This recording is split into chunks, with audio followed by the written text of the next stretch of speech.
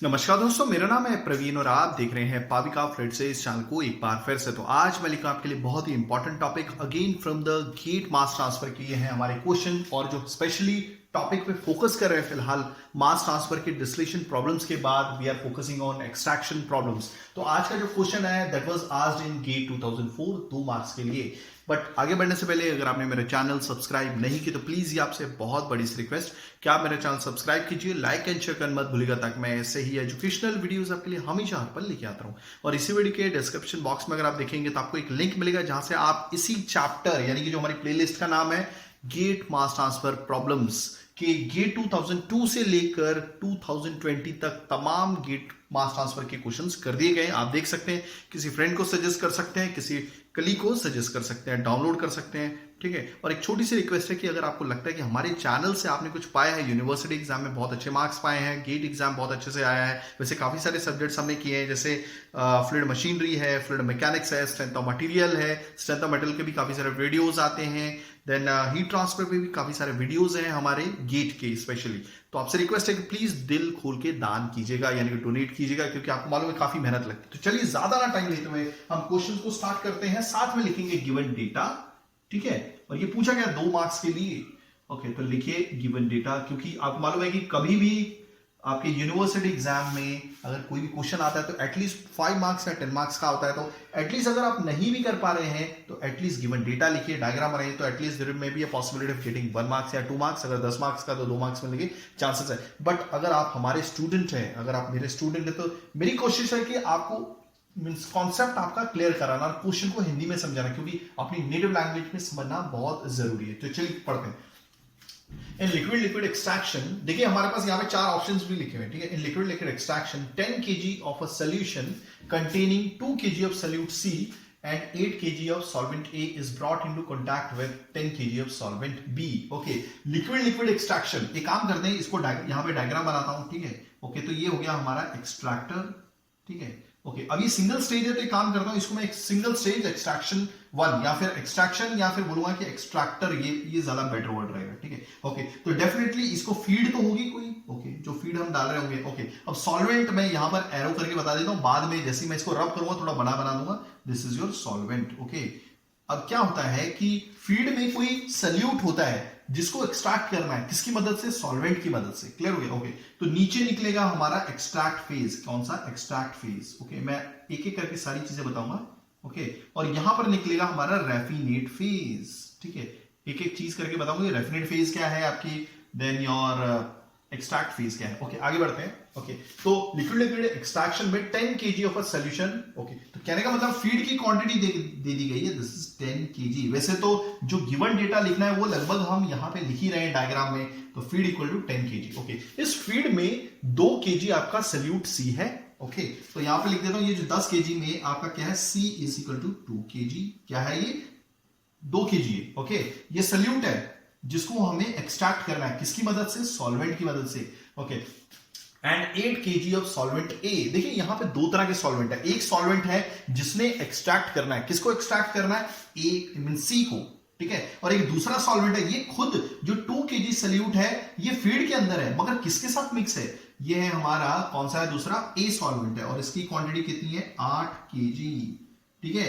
ये सॉल्वेंट है 8 kg solvent. देखिए दोनों को प्लस करेंगे, 2 + 8 तो 10 kg फीड हो जाती है ना। ओके, आगे बढ़ते हैं। ओके, तो is brought into contact with 10 kg of solvent B. अब देखिए ये जो दूसरा सॉल्वेंट है उसका नाम है बी। क्या है? बी। क्लियर हो गया? ओके, और यहां पर एक काम करता हूं, सबको मैं सर्कल कर देता हूं, कोई कंफ्यूजन नहीं होना चाहिए। ओके, तो सॉल्वेंट बी का यूज करके इस सल्यूट सी को निकालना है, किसमें से? इस फीड मिक्सचर में से, ठीक है। तो इसकी खुद की क्वांटिटी भी दे दी गई है, दिस इज 10 kg। लगभग जो गिवन डेटा में सारा का सारा गिवन डायग्राम में दिख रहा हूं, मैं इस डायग्राम में लिख रहा हूं, तो फिर हमें गिवन डेटा साथ में लिखने की जरूरत नहीं है, ठीक है।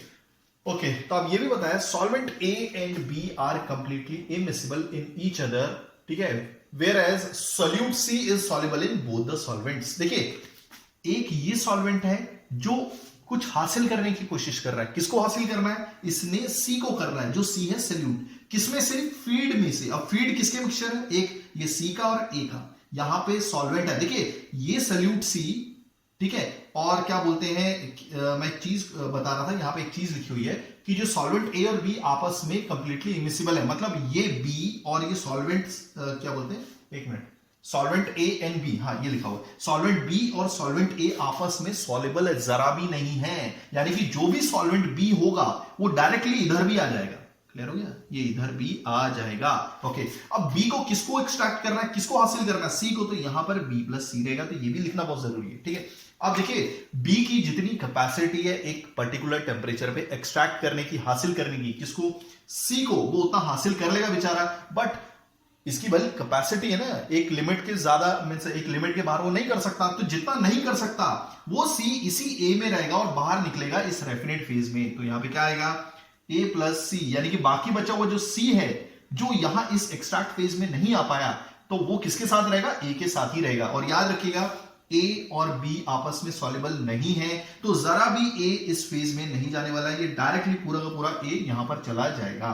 हो गया क्लियर?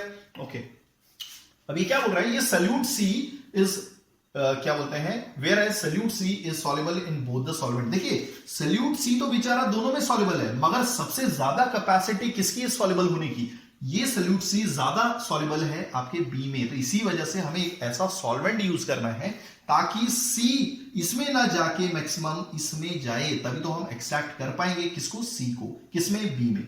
हो गया क्लियर, बी और ए आपके दोनों सॉल्वेंट है। ठीक है, the extraction process attains equilibrium. आपको मालूम है बीच में एक मिक्सर होता है, मतलब एक मोटर होती है, देखिए मोटर कुछ इस तरह से लिखेगी, मोटर स्टार्ट हो जाएगी, आधे घंटे प्रोसेस या 1 घंटे का जो भी प्रोसेस होता है ये डिफाइन किया जाता है कंपनियों द्वारा।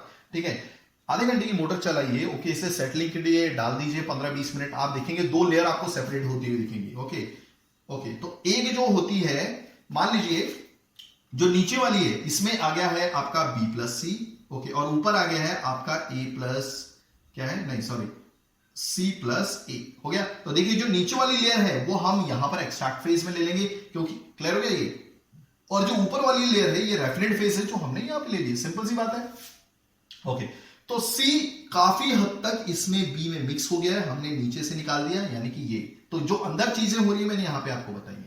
हो गया क्लियर? ओके, कहने का मतलब है कि जब अच्छे से हम स्टर कर देते हैं और सेटलिंग के लिए डाल देते हैं तो इक्विलिब्रियम वैल्यूज अटेन हो जाती हैं, extraction process attains equilibrium value. कहने का मतलब है क्या बोलते हैं कि जो ये जो बी जिसमें जरा सा भी सी नहीं था स्टार्टिंग में, वो अब सी से रिच हो जाता है, यानी कि सी से भर जाता है। क्लियर? और जितनी मैक्सिमम उसने अटेन करना चाहिए था, यानी कि प्राप्त करना चाहिए था सी की वैल्यू को, उसको वो हासिल कर चुका है, वही होती है हमारी इक्विलिब्रियम वैल्यूज और कुछ नहीं होता। तो यानी कि इस एक्सट्रैक्टर से निकलने वाली जो बाहर वैल्यूज हैं वो आपकी ऑलवेज इक्विलिब्रियम वैल्यूज होंगी, जो एकदम रिच होंगी, किससे, सल्यूट से रिच होंगी, जो वो हासिल करना चाहती है। ठीक है, देखिए ये तो हासिल करना चाहती थी, इस फेज में से तो हम निकाल रहे थे, तो इसमें सी तो कम हो ही जाएगा। हो गया क्लियर? ओके, अब क्या लिया है, the equilibrium relationship between the two phases is y star is equal to 0.9x। ये लिख लेता हूं यहां पर, ये इक्विलिब्रियम रिलेशनशिप आ गया 0.9x। हो गया, अब देखिए हो गया ये भी चीज, आगे बढ़ते हैं। वेयर इज y, देखिए ये चीज बहुत मेन है क्योंकि ज्यादातर क्वेश्चन आपके परसेंटेज बेसिस पे होते हैं। देखिए मैं यही समझाना चाहता था आपको कि ये जो क्वेश्चंस है, ठीक है, ये परसेंटेज बेसिस पे नहीं है, ये रेशियो बेसिस पे, इसलिए काफी स्टूडेंट को कंफ्यूजन हो जाती है ये समझने में। जब भी कोई भी ये स्टूडेंट पढ़ेगा तो उसको हमेशा कंफ्यूजन ही होगा कि क्वेश्चन कैसे सॉल्व करना है। y star is nothing but, एक काम करता हूं इसको मैं यहां पे लिखता हूं, ठीक है, y स्टार है क्या भाई, y स्टार है kg of c, okay, kg of c पर kg ऑफ b, पर kg ऑफ b। हो गया ये, ओके, ये इक्विलिब्रियम वैल्यूज है, ठीक है, और x क्या दिया हुआ है, ये भी दिया हुआ है, kg ऑफ c पर kg ऑफ क्या है, पर kg ऑफ a। ठीक है, अब देखिए सबसे पहले y स्टार के हिसाब से देख लेते हैं, kg ऑफ c पर kg ऑफ b, यानी कि 1 kg पर मतलब 1, तो 1 kg b में कितना kg c गया है, और ये b और c का कॉम्बिनेशन तो सिर्फ एक्सट्रैक्ट फेज में होगा, तो यहां पर जो भी वैल्यूज निकलेगी वो y स्टार यानी कि y के हिसाब से निकलेंगी। ठीक है, और यहां पर 1 kg a में, ये याद रखिएगा ये क्वेश्चन लिखा हुआ है, ठीक है, 1 kg a के साथ कितना kg c है, तो a और c का कॉम्बिनेशन का है वो यहीं पर है, तो यहां पर हमेशा x की वैल्यू दिखेगी आपको। हो गया, अब ये स्टेज 1 से निकल रही है तो इसको मैं x1 कर देता हूं, ये हो जाएगा y1। क्लियर हो गया? ओके, अब ये अगर y1 है तो पीछे से जो आ रही थी वो आ रही थी आपकी x0। क्लियर हो गया? नहीं सॉरी, y0। क्लियर? ओके, और यहां पर x1 निकल रहा है, मतलब ये जो स्टेज 1 ही है तो यहां पे x1 है, तो पीछे से स्टार्ट हुआ होगा x0। हो गया क्लियर? ओके, बाकी यूनिट वही है। ओके, अब हमारे पास 4 option, choose the correct answer.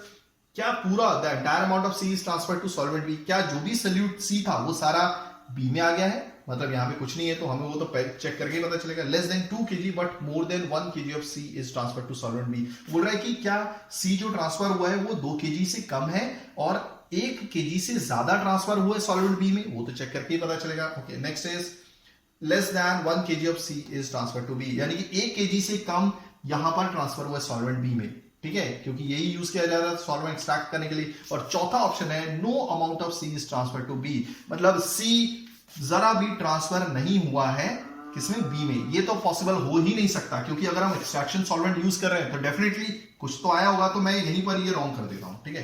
Okay, तो बाकी हम देखते हैं, बाकी तो लगभग हमने लिख लिया है। आई होप आपको सारा कॉन्सेप्ट समझ में आ गया होगा। देखिए ये जो मैंने टाइम लिया है ना क्वेश्चन समझाने के लिए, यही तो मेन है इसमें। अब देखिए इसमें क्या खेल है, ठीक है। ऐसे क्वेश्चंस मैंने 1-2 करवाए हैं आपको, मगर काफी स्टूडेंट्स कंफ्यूजन उनको हो जाता है। देखिए अब ये जो चीजें मैंने लिखी है ना, मैं इसको थोड़ा बड़ा कर देता हूं, हो गया ये। अब यहां पर जो मैंने लिखा है वो यहां पर लिख देता हूं, दिस इज सॉल्वेंट। ओके, कौन सा है, बी। इसकी क्वांटिटी खुद की कितनी थी, 10 किलो थी। ओके, अब ये क्या है, Y0। ओके, चलिए तो यहां पर मैं बता देता हूं। अब यहां पर Y0 की वैल्यू भी डिफाइन कर देता हूं, यानी कि ये है mole of C, this is mole of C per mole of B. हो गया, यही चीज जो इसके लिए वही इसकी भी यूनिट होगी। और यहां पर मैं एक काम करता हूं, किसकी डिफाइन करूं यूनिट, इसके डिफाइन कर देता हूं, ताकि जो होगा वो यहां पे भी समझ जाएगा। x0 क्या है, मोल ऑफ सी को एक्सट्रैक्ट करना है, और किस में है ये, मोल ऑफ ए। हो गया। अब देखिए इसको कैसे डिफाइन करना है, मोल ऑफ सी कितना है 2, मोल ऑफ ए कितना है 8। तो अगर आप इसे 2 और 8 से डिवाइड कर देंगे तो 2 2 4 8, तो 1/4 इज 0.25, और इसकी यूनिट यही होगी, मोल ऑफ सी मोल ऑफ ए, ठीक है। दूसरी चीज यहां पे देखिए क्योंकि ए और बी आपस में सॉल्युबल नहीं है, तो बी यहां पर नहीं, मींस बी यहां पर नहीं जाने वाला है, ठीक है, समझ में आ गया। और जो ए है वो तो बी से वैसे भी सॉल्युबल नहीं, आपस में सॉल्युबल नहीं है, तो ए तो जाने का यहां पे सवाल ही नहीं होता। तो जितना ए होगा वही ए इधर भी होगा, ये कितना 8 kg हो गया। और जितना यहां पर बी है वही बी इधर भी होगा, बी कितना है 10 kg, समझ गया। ओके, तो अब हम स्टार्ट करते हैं। तो हम करेंगे अभी मटेरियल बैलेंस, किसका, देखिए टोटल मेटल बैलेंस आप कर सकते हैं, ठीक है, अगर आप टोटल मेटल, मगर उसका यूज नहीं है कुछ भी, अगर टोटल मेटल बैलेंस भी करेंगे तो ठीक है। तो मैं यहां पर मटेरियल बैलेंस करूंगा, किसका, मटेरियल बैलेंस ऑफ, ध्यान से देखिएगा, material balance of, let me check everything is working fine, या so material balance of solute, कौन सा सल्यूट, हमारा सी। ओके, अब यहां पर खास बात है देखने वाली, सबसे मैं एक वो इक्वेशन लिख देता हूं, ठीक है। ओके, तो ये जो इक्वेशन होगी मटेरियल बैलेंस, देखिए क्या होता है, input is equal to output. ये तो कोई भी मटेरियल बैलेंस हमेशा ऐसे ही किया जाता है, या फिर एनर्जी बैलेंस भी हो तो इनपुट इक्वल टू आउटपुट होता है। ओके, तो इनपुट वाले कौन से, देखिए यहां से इनपुट हो रहा है एक्सट्रैक्टर को, यहां से भी इनपुट हो रहा है। ओके, बाहर कहां से निकल रहा है, ये नीचे से निकल रहा है, और एक यहां से निकल रहा है, यहां से एक्सट्रैक्ट फेज, यहां से रेफिनेट फेज, ठीक है। तो इनपुट क्या है, तो पहले मैं इक्वेशन लिख दे तो फिर बताता हूं ऐसा लिखा क्यों। x0 into A, okay, plus y0 into B, यहाँ पे डॉट डॉट भी लगा दे दो ताकि वो इंटू है, equal to, okay, x1 into A plus y1, y1 star कर देता हूं क्योंकि इक्विलिब्रियम वैल्यूज है। देखिए एक्सट्रैक्टर से जो निकलने वाली वैल्यूज है x और y की, वो हमेशा इक्विलिब्रियम वैल्यूज होंगी और वो इस रिलेशन को सेटिस्फाई करती है, ठीक है। y1 star into B. अब ये लिखा क्यों, देखिए एक समझाऊंगा तो आपको सारा समझ में आ जाएगा, ठीक है। अब एक चीज देखिए, जब क्योंकि सॉल्वेंट प्योर है और उसमें जरा सा भी सी नहीं है, यानी कि जिसको एक्सट्रैक्ट करना है, तो मोल ऑफ सी तो क्या होगा, यहां पर तो 0 ही होने वाला है। ओके, भले मोल ऑफ बी कितना है 10, तो 0.10 is 0, तो ये तो 0 ही रहने वाली है। हो गया ये भी क्लियर। ओके, अब मैंने ऐसा क्यों लिखा है ध्यान से देखिएगा। ओके, देखिए अब ये वाली वैल्यू यहां से लिखी हुई है, ठीक है, और देखिए कैसे लिखी हुई है, ये देखिएगा ध्यान से। ओके, देखिए हमारे पास ये रिलेशन था ना, x0 की वैल्यू कितनी 0.25, एक काम करता हूं इसको मिटा देता हूं, ये तो आपको पता चली जाएगी कैसे आएगी, तो यहां पे लिख देता हूं 0.25, और इसकी जो यूनिट होगी वो एक्चुअली में ये होगी 0.25 mole of C upon mole of A, यानी कि एक मोल, ये समझने के लिए देखिए, एक मोल, काफी स्टूडेंट्स को नहीं समझ में आता, अगर एक मोल पर मींस 1, ठीक है, 0.25 इसके साथ अटैच है, अगर 1 मोल ऑफ ए कितना देगा 0.25 मोल ऑफ सी देगा, ठीक है, 1 मोल ए 0.25 मोल सी देगा, तो अगर 1 मोल ए 0.25 मोल सी देगा, तो यहां पर हमारे पास ए के कितने क्या बोलते हैं, सॉरी यहां पर मोल लिखा हुआ है क्या, सब कुछ वेट फ्रैक्शन में, तो मैंने गलती से है ना ये लिख दिया, सॉरी, हर जगह है ना मोल मोल नहीं होना चाहिए, यहाँ पे केजी होना चाहिए, क्वेश्चन सारा केजी में है, ठीक है, तो यहां पर मैंने थोड़ा सा गड़बड़ कर दिया है, ध्यान से लिखिए, क्योंकि हर जगह केजी है ना, तो फिर ये समझाने में केजी का कोई मीनिंग ही नहीं है, मैंने देखा नहीं होगा फिर, ओके नो प्रॉब्लम, ठीक है, ओके, तो इसको मैं सिर्फ केजी करता हूं, बाकी कुछ नहीं है, ठीक है, हो गया सिंपल। अगर 1 केजी, देखिए यहां पर दिया हुआ 0.25 केजी, एक 0.25 भी यहां पर अटैच करके लिखता हूं, ठीक है, हो गया ये भी, ओके, 0.2, अभी देखिए यहां पर केजी, यानी कि 1 केजी ऑफ ए में 0.25 केजी सी है, के साथ 1 केजी ए के साथ जो चिपका हुआ सी है वो कितना है, 0.25 केजी ऑफ सी, तो वही लिखा है मैंने, 1 केजी ऑफ ए अपने साथ चिपकाए रखता है या एसोसिएट करता है 0.25 केजी ऑफ सी, तो आपके पास भाई ए कितना किलो है, 8 किलो है, 8 केजी ऑफ ए, उसके साथ कितना होगा सी, तो यहां पर जो वैल्यू है 0.25 केजी ऑफ सी, यहां पे लिखिए, ये वाली जो वैल्यू है पूरी ये नीचे आ जाइए, 1 kg of A multiply by 8, ये जो वैल्यू है सामने आ जाती है 8 केजी ऑफ ए। अब देखिए KG of A KG of cancel, okay, तो 0.25 इंटू 8 क्या होता है, देखिए 0.25 किसको रिप्रेजेंट करता है, x0 को, ओके, 8 किसको रिप्रेजेंट करता है, a को, तो वही तो लिखा है x0 इंटू a, ऐसे आप सारा रिलेशन मेंटेन कर सकते हैं, बना सकते हैं, सिंपल, ओके, समझ गया, okay, so this is 0.25 into a is 8 plus y0, तो आपका 0 था, तो 0 इंटू b की वैल्यू कितनी है, this is 10, okay, equal to x1 तो हमें पता ही नहीं है भाई x1 की क्या वैल्यू है, बट इसकी यूनिट वही होगी जो केजी ऑफ सी पर केजी ऑफ ए है, तो x1 को किससे मल्टीप्लाई करूंगा, a से, a की क्वांटिटी कितनी है 8, ओके, ये छोटा सा इंटू लगाता है, काम करता हूं, नहीं तो आपको कंफ्यूजन हो जाएगा कि x कौन सा इंटू कौन सा है, प्लस ये इंटू याद रखना, इंटू, ओके, प्लस छोटा सा इंटू करता हूं, नहीं तो आपको क्या है कुछ अलग ही लगेगा, ओके, y1 स्टार, देखिए क्योंकि ये स्टेज 1 से निकल रही है, ये तो हमारा एक इक्विलिब्रियम रिलेशनशिप है, इक्विलिब्रियम रिलेशन है x और y के बीच में, ये दोनों इक्विलिब्रियम वैल्यूज है, मगर अगर स्टेज 1 से कोई चीज निकल रही है, स्टेज 1 से क्या निकल रहा है, x1 और y1 स्टार, तो इसको देखते हुए मैं एक रिलेशन तैयार करूंगा स्टेज 1 के हिसाब से, तो y1 star equal to 0.9 x1, वही चीज अगर स्टेज 2 होती तो मैं यहां पे लिख देता था, इसी को देखते हुए y2 star is equal to 0.9 x2,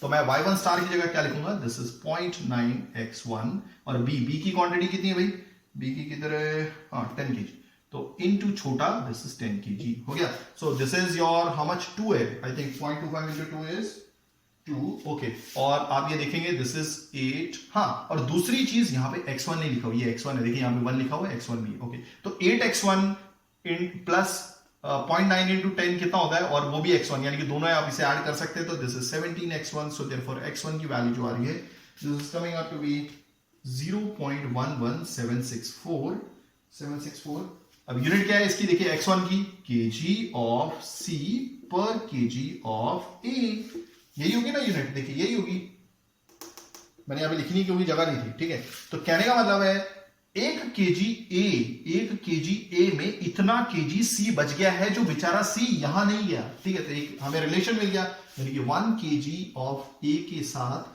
0.11764 kg of C associated है, जो सी यहां नहीं गया है, क्लियर हो गया, बेचारी इसकी भी खुद की कैपेसिटी है ना, जितना भी ये एक्सट्रैक्ट कर सकता है, जरूरत से ज्यादा एक्सट्रैक्ट नहीं करेगा, तो जो नहीं एक्सट्रैक्ट हो वो यहां पर आ गया, और यही वो वैल्यू है कि 1 केजी सी के साथ इतना केजी एक्सट्रैक्ट नहीं हुआ है, तो हमारे पास अगर 1 केजी ए इतना एक्सट्रैक्ट, 1 केजी ए के पास इतना केजी सी है जो एसोसिएटेड है, यानी कि सी चिपका हुआ है इस ए के साथ, तो हमारे पास ए कितना है भाई, 8 केजी, तो 8 केजी के हिसाब से कितना होना चाहिए यहां पर सी, तो 8 केजी ऑफ ए के साथ कितना होगा, 0.11764 kg of C upon 1 kg of A, और ये वाली वैल्यू डायरेक्ट आ जाएगी 8 केजी ऑफ ए, तो ये 8 kg of A 8 kg of cancel, तो ये आ जाएगा टोटल मल्टीप्लाई होके कितना है भाई, दिस इज कम, यानी कि 8 kg ऑफ ए के पास कितना है सी, दिस इज 0.9411